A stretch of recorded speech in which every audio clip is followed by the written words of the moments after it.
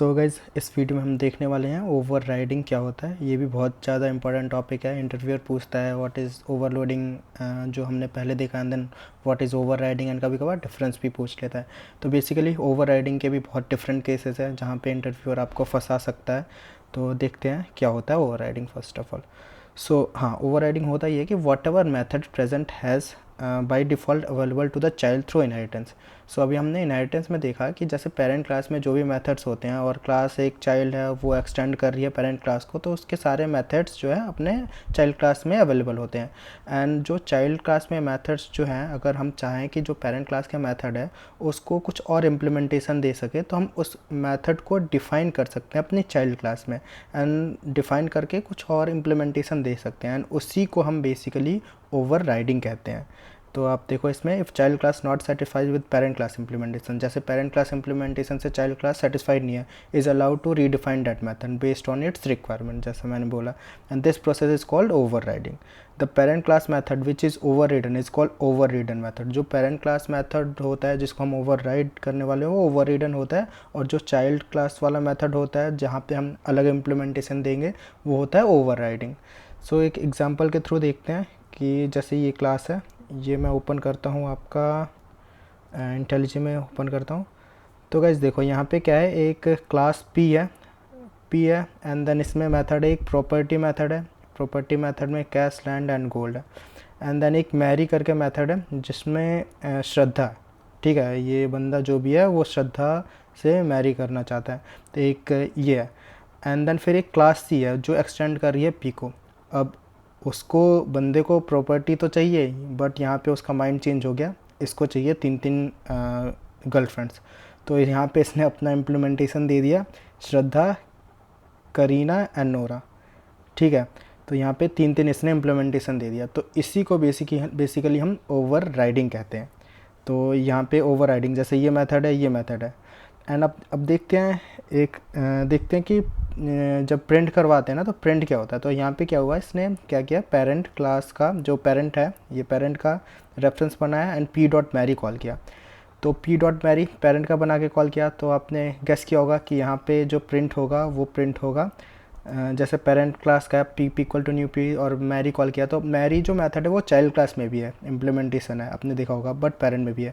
But parent का reference बनवा के न्यू पी किया, तो आपने शायद गेस किया होगा कि ये वाला श्रद्धा कॉल होगा। ठीक है, एक बार लिख लेते हैं, यहाँ पे श्रद्धा सपोज कॉल होगा, श्रद्धा प्रिंट हो जाएगा। And then C equal to new C and again marry call किया, तो फिर अगेन यहाँ पे ये प्रिंट होगा, आपने यही गैस किया होगा। बट मैं चाहता हूँ आप एक बार ये गैस करो कि यहाँ पे क्या प्रिंट होगा। यहाँ पे एक बार ध्यान से देखो, P1 equal to new C, reference जो है वो पेरेंट का है, बट यहाँ पे जो है ना न्यू सी है, ऑब्जेक्ट जो है वो चाइल्ड क्लास का है। एंड देन फिर P डॉट मैरी किया, तो आप एक बार गैस करो। तो गाइज़ आपको याद होगा कि ओवरलोडिंग में जो मेथड रेजोल्यूशन है वो बेस्ड ऑन मतलब कंपाइल टाइम पे होता था, and based on the method resolution compile time पे होता था based on the reference. But जो ओवर राइडिंग में है ना, वो method resolution takes care by ये देखो यहाँ पे एक है, मतलब method resolution in overriding method resolution taken care by JVM and based on run time object. So run time object के बेस पे रेजोल्यूशन होता है। तो यहाँ पे रन टाइम ऑब्जेक्ट क्या है, ये है रन टाइम ऑब्जेक्ट सी है। तो अब यहाँ पे P1 डॉट मैरी किया, तो यहाँ पे कॉल पेरेंट वाला मेथड का मैरी कॉल नहीं होगा, ये चाइल्ड वाला मैरी कॉल होगा। तो डेट्स वाई यहाँ पे प्रिंट होगा अपना श्रद्धा, ये तीनों जो है वो प्रिंट हो जाएगा। मैं आपको एक बार प्रिंट करके भी दिखाता हूँ इसको, यहाँ पे रन करता हूँ प्रोग्राम को।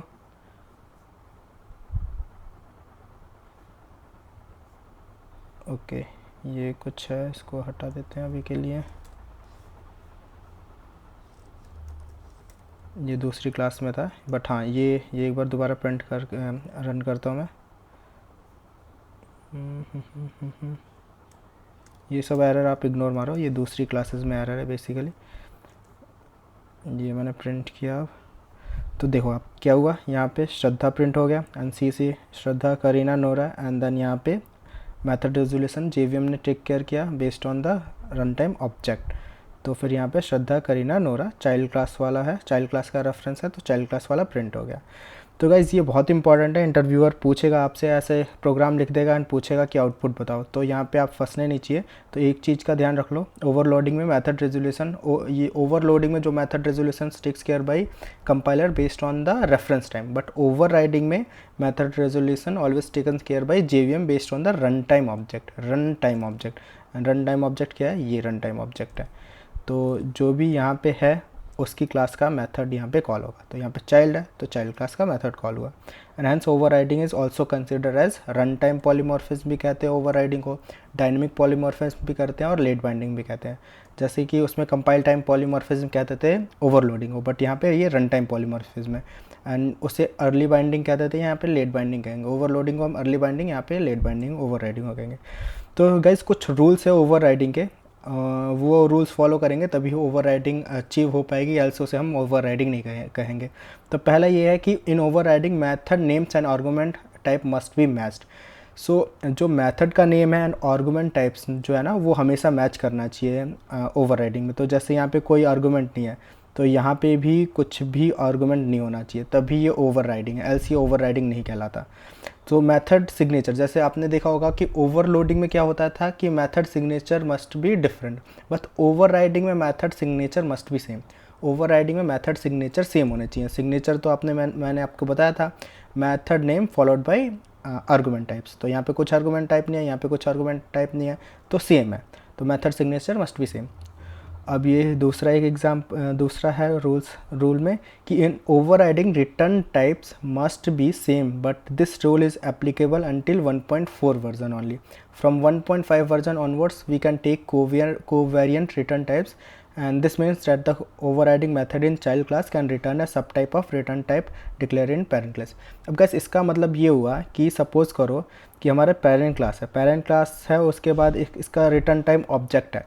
तो ऑब्जेक्ट रिटर्न टाइप है, तो जो ये मेथड है m1 मेथड है, यहाँ पे रिटर्न टाइप ऑब्जेक्ट है। अब यहाँ पे अगेन m1 मेथड है चाइल्ड क्लास में, यहाँ पे रिटर्न टाइप स्ट्रिंग है, तो ये बेसिकली अलाउ है, ठीक है।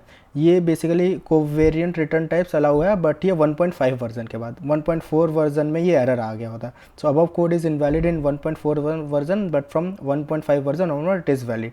अब गाइज एक और कैच है इसमें कि जैसे ये ऑब्जेक्ट है और ये स्ट्रिंग है, तो यहाँ पे अगर हम इसको रिवर्स कर देंगे, स्ट्रिंग ऊपर कर देंगे एंड ऑब्जेक्ट है नीचे कर देंगे, तो फिर ये एरर आएगा, ठीक है। मैं दिखाता हूँ आपको। यहाँ पे सपोज करो यहाँ पे मैंने कर दिया ऑब्जेक्ट कर दिया, यहाँ पे रिटर्न नल कर दिया ऐसे, ठीक है। यहाँ पे ऑब्जेक्ट कर दिया, मैरी वाला मेथड है, और यहाँ पे मैंने क्या कर दिया, स्ट्रिंग कर दिया, नल कर दिया। तो आप देखोगे यहाँ पे ऑब्जेक्ट, यहाँ पे स्ट्रिंग, ये सही है, ये सही है। जैसे यहाँ पे है कि जो पेरेंट क्लास का ऑब्जेक्ट है, पेरेंट क्लास का जो रिटर्न टाइप है वो जो है वो उसका पेरेंट होना चाहिए। तो अब यहाँ पे मैं रिवर्स करता हूँ, यहाँ पे सपोज़ करो स्ट्रिंग करता हूँ और यहाँ पे ऑब्जेक्ट करता हूँ, तो फिर ये एरर थ्रो करेगा कि C classes with Mary in attempting to use incompatible return type, ये एरर आ गया, ठीक है। तो गाइज़ ये, एंड एक और चीज़ है कि ये जो कोवेरिएंट रिटर्न टाइप्स है, डिफरेंट रिटर्न टाइप्स जो है ना वो अलाउड है बस ऑब्जेक्ट टाइप्स में, जैसे स्ट्रिंग हो गया या फिर कोई एम्प्लॉय क्लास बनाई, उस एम्प्लॉय का ऑब्जेक्ट दे दिया, बट ये प्रिमिटिव डेटा टाइप्स में अलाउड नहीं है। प्रिमिटिव डेटा टाइप्स मीन्स जैसे यहाँ पे एंड कर दिया मैंने और यहाँ पे फ्लोट कर दिया, तो फिर ये अलाउड नहीं है, यहाँ पे आपको एरर दिखेगा। यहाँ पे देखो attempting to use incompatible return type, और यहीं पे जैसे मैंने एंड कर दिया तो फिर ये अलाउड हो जाएगा, ठीक है गाइस। तो ये एक था अपना। सो यहाँ पे covariant return types applied only to reference object types, not to primitive types. Additionally in method overriding the return type of the method in the child class must be a sub class, उसका सब class होना चाहिए या सब type होना चाहिए, जैसे मैंने बताया, end of the return type of the method in parent class. तो एक ये रूल है गाइस, इसका ध्यान रखना। एंड अब ये जो तीसरा है कि parent class of private method not available to the child class and hence overriding concept not applicable for private methods. Based on requirement we can define exactly same private method in child class, it is valid but not overriding. So इस point का मतलब basically ये है guys कि जैसे class है, parent class है, and then यहाँ पे एक मेथड है private word m1, and then यहाँ पे system dot out dot println parent m1 method मैंने प्रिंट करवा रखा है। एंड देन ये चाइल्ड क्लास है। एंड यहाँ पे भी जैसे ये प्राइवेट मेथड है, बेसिकली ये प्राइवेट मेथड है एंड यहाँ पे भी मैंने प्राइवेट मेथड बना दिया। तो गाइज ये जो है ये मतलब एलिजिबल तो है, ऐसा हम कर सकते हैं, बट इसको हम ओवरराइडिंग नहीं कहेंगे। अगर प्राइवेट क्लास हमने प्राइवेट मेथड डिफाइन कर दिया एंड देन चाइल्ड में प्राइवेट मेथड अगेन m1 ही, तो ये मतलब इसमें कोई हमें एरर नहीं मिलेगा, बट ये इसको ओवरराइडिंग नहीं कहते। तो अगर कोई इंटरव्यूअर आपसे पूछता है कि एक मेथड बना देता है पेरेंट क्लास में एंड देन फिर चाइल्ड क्लास में वही मेथड डाल देता है एंड प्राइवेट लिख देता है, तो आप उससे बोलोगे कि ये मतलब हाँ अलाउ है जावा में, बट इसको ओवरराइडिंग हम नहीं कहते हैं। मतलब इसका मतलब ये नहीं कि हमने ओवरराइडिंग में अचीव कर लिया। सो देखो above is valid but not overriding, एक ये रूल। चौथा रूल ये है कि we can't override parent class final method in child classes, if we are trying to override we will get compile time errors. तो इसका मतलब क्या है कि जैसे पेरेंट क्लास है, पब्लिक क्लास p है, एक मेथड है पब्लिक फाइनल वॉइड m1, तो फाइनल मेथड है यहाँ पे m1 फाइनल मेथड है। एंड अब हम क्या कर रहे हैं class c expanse p and यहाँ पे पब्लिक वॉइड m1, यहाँ पे फाइनल इवन डिफाइन भी नहीं कर रहे, बट ये m1 मेथड को हम ओवरराइड करेंगे तो हमें एरर मिल जाएगा। बिकॉज फाइनल कीवर्ड ऐसा है कि फाइनल अगर हमने मेथड पे लगा दिया तो उस मेथड को हम ओवरराइड नहीं कर सकते। जैसे आपने शायद से पढ़ा होगा कि अगर वेरिएबल कोई डिफाइन कर देते हैं एज अ फाइनल तो उस पर रीअसाइनमेंट नहीं कर सकते। वैसे ही जैसे हम फाइनल लगा देते हैं मेथड पे तो उस मेथड को हम ओवरराइड नहीं कर सकते। अगर हम करते हैं जैसे चाइल्ड क्लास में भी ये मेथड अगर हमने डिफाइन कर दिया और पेरेंट क्लास में वो मेथड सेम फाइनल है तो हमें एरर मिलेगा, compile time exception not error exception मिलेगा। Compile time exception m1 cannot override m1 in com.java.interview overriding method is final. So basically ये पैकेज का नाम है, ये पैकेज का नाम है, तो आप इससे कंफ्यूज मत होना। ये मैंने अपने इंटेलिजेंस से कॉपी पेस्ट किया था एरर, तो वही है ये। तो ओवरराइडिंग मेथड इज़ फाइनल, तो यहाँ पे कंपाइल टाइम एक्सेप्शन आपको मिल जाएगा अगर पेरेंट क्लास के फाइनल मेथड को आप ओवरराइड करते हो चाइल्ड क्लास में। तो अगर मेथड फाइनल है तो ओवरराइडिंग पॉसिबल नहीं है, एक तो ये रूल है। अब एक और रूल है कि parent class abstract method we should override in child class to provide implementation. तो जैसे एक एब्स्ट्रैक्ट क्लास है एंड ये एब्स्ट्रैक्ट मेथड है। एब्स्ट्रैक्ट मेथड क्या होता है, यहाँ पे हमने कुछ इम्प्लीमेंटेशन नहीं दिया, बस public abstract void m1 and then ये सेमीकोलन लगा दिया, कुछ यहाँ पे इम्प्लीमेंटेशन नहीं है। तो इस क्लास को हम ओवरराइड कर सकते हैं चाइल्ड क्लास में एंड देन इसका इम्प्लीमेंटेशन दे सकते हैं, ठीक है। And then similarly we can override non abstract method as abstract. तो जैसे एक कि ये पेरेंट क्लास में ये नॉर्मल मेथड है, इसका इम्प्लीमेंटेशन दे रखा है, तो फिर चाइल्ड क्लास में हम ऐसे इसको public abstract void m1 abstract method as a abstract method define कर सकते हैं। एंड इसका एक मेन एडवांटेज ये है कि the main advantage of this approach is we can stop the availability of parent method implementation to the next level child classes. तो अगर जो नेक्स्ट लेवल चाइल्ड क्लासेस हैं वहाँ पे हमने इसका जो ओवरराइडिंग है वो हमने स्टॉप कर दिया। इस वाले रूल का ये एडवांटेज है बेसिकली। तो अगर हमें कुछ ऐसा चाहिए कि हम पेरेंट क्लास के मेथड को ओवरराइड करें चाइल्ड क्लास में बट उसके बाद वो ओवरराइड नहीं होना चाहिए, तो हम ये यूज़ कर सकते हैं। ओके, सो अभी एक 7th पॉइंट ये है कि in overriding the following modifiers won't keep any restriction. तो जैसे आपका अगर मेथड सिंक्रोनाइज्ड है या फिर नेटिव है, स्ट्रिक्ट एफपी मॉडिफायर लगा हुआ है, तो फिर कुछ वैसी बात नहीं है। हम चाइल्ड क्लास में जो मेथड है उसको हम ओवरराइड कर सकते हैं, चाइल्ड क्लास में उस मेथड को हम ओवरराइड कर सकते हैं इजीली। ओके, अब ये 8th पॉइंट है, while overriding we can't reduce the scope of access modifier but we can increase the scope. तो गाइस ये क्या है, अब ये देखते हैं। यहाँ पे क्लास p है एंड देन इसमें मेथड है public void m1 and class c है एक्सटेंस p। अब यहाँ पे देखो, यहाँ पे पब्लिक है, यहाँ पे डिफ़ॉल्ट हो गया। अगर कुछ हम मॉडिफायर नहीं लिखते तो उसको एज अ डिफ़ॉल्ट माना जाएगा।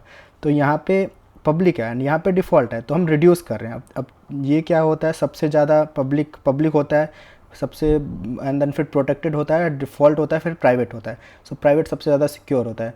तो यहाँ पे क्या है, ऊपर पब्लिक है तो नीचे भी यहाँ पे ये पब्लिक मेथड होना चाहिए। अगर पब्लिक मेथड है तो ये भी पब्लिक होना चाहिए, बट यहाँ पे हमने क्या कर दिया, मेथड को डिफ़ॉल्ट कर दिया। अब डिफ़ॉल्ट कर दिया तो हमें एरर मिलेगा, cannot override m1 in p attempting to assign weaker access privilege was public. तो एक ये आप रट लेना, मतलब पब्लिक प्रोटेक्टेड, डिफ़ॉल्ट प्राइवेट होता है। तो सपोज़ करो पेरेंट क्लास मेथड पब्लिक है तो चाइल्ड क्लास मेथड जो है पब्लिक होना चाहिए। पेरेंट क्लास मेथड प्रोटेक्टेड है तो चाइल्ड क्लास मेथड जो है प्रोटेक्टेड या फिर पब्लिक हो सकता है। पेरेंट क्लास मेथड डिफ़ॉल्ट है तो चाइल्ड क्लास मेथड जो है डिफ़ॉल्ट प्रोटेक्टेड या पब्लिक हो सकता है। और पेरेंट क्लास मेथड अगर प्राइवेट है तो फिर over riding concept not applicable for private method. जैसे हमने ऊपर पढ़ा, रूल एक देखा कि प्राइवेट मेथड है तो चाइल्ड जो है अगर ओवर राइड करते हैं तो प्राइवेट उसको डिफाइन कर सकते हैं, बट उसको ओवर राइडिंग नहीं कहेंगे। 9th रूल देखते हैं एक बार। So if child class method throws any checked exception, compulsory parent class method should throw the same checked exception or its parent, otherwise we will get compile time error, but there are no restriction for unchecked exception। So guys इसमें ये बोल रहा है ये 9th rule की, जैसे अपना जैसे सपोज करो एक क्लास है P and then M1 method है, एंड सिमिलरली यहाँ पे भी M1 मेथड है, एंड यहाँ पे एक इंटरप्टेड एक्सेप्शन थ्रो हो रहा है एंड UF एक्सेप्शन थ्रो हो रहा है। तो जैसे अपनी चाइल्ड क्लास कोई चेक्ड एक्सेप्शन थ्रो करे तो पेरेंट क्लास भी या फिर चेक्ड एक्सेप्शन थ्रो करना चाहिए या फिर उसका पेरेंट। तो यहाँ पे बेसिकली देखो एक ये सेम है, बट यहाँ पे एक UF एक्सेप्शन है एंड UF एक्सेप्शन है, बट ये इंटरप्टेड एक्सेप्शन जो है वो UF एक्सेप्शन का पेरेंट नहीं है। ओके, डेट्स वाई यहाँ पे हमें एरर मिल जाएगा कि can not M1 method can not override M1 P overridden method does not throw interrupted exception. Okay, and basically अगर आपको एक्सेप्शन की नॉलेज भी नहीं है तो कुछ वैसे डरने वाली बात नहीं है, ये बस एक बेसिक है। एक्सेप्शन की सीरीज़ में दूसरी डालूंगा एक, एंड उसमें आपको इन डेप्थ एक्सेप्शन हैंडलिंग की नॉलेज मिल जाएगी। तो अभी आप बस ये बस डेफिनेशन के थ्रू जाओ कि अनचेक्ड एक्सेप्शन बेसिकली क्या होते हैं। तो जितने भी अपने देखो अनचेक्ड एक्सेप्शन की बात करते हैं, जो भी अपने रन टाइम एक्सेप्शन होते हैं और इसके चाइल्ड क्लासेस, और जो भी एरर होती है उसकी चाइल्ड क्लासेस, वो सारी अपनी अनचेक्ड एक्सेप्शन है। एंड उसके अलावा जो भी एक्सेप्शंस हैं वो सारे चेक्ड एक्सेप्शन है। जैसे आपका रन टाइम हो गया, अरिथमेटिक हो गया, नल पॉइंटर, ये सारे अनचेक्ड एक्सेप्शन है। तो यहाँ पे कोई अनचेक्ड एक्सेप्शन थ्रो हो रहा हो एंड यहाँ पे कुछ थ्रो हो या ना हो तो फिर वो एरर नहीं देगा। बट चेक्ड एक्सेप्शन के केस में अगर कोई एक्सेप्शन थ्रो कर रहा है तो पेरेंट उस एक्सेप्शन का पेरेंट में जो मेथड डिफाइंड है उस एक्सेप्शन का या फिर खुद एक्सेप्शन थ्रो करे या फिर उसका पेरेंट होना चाहिए।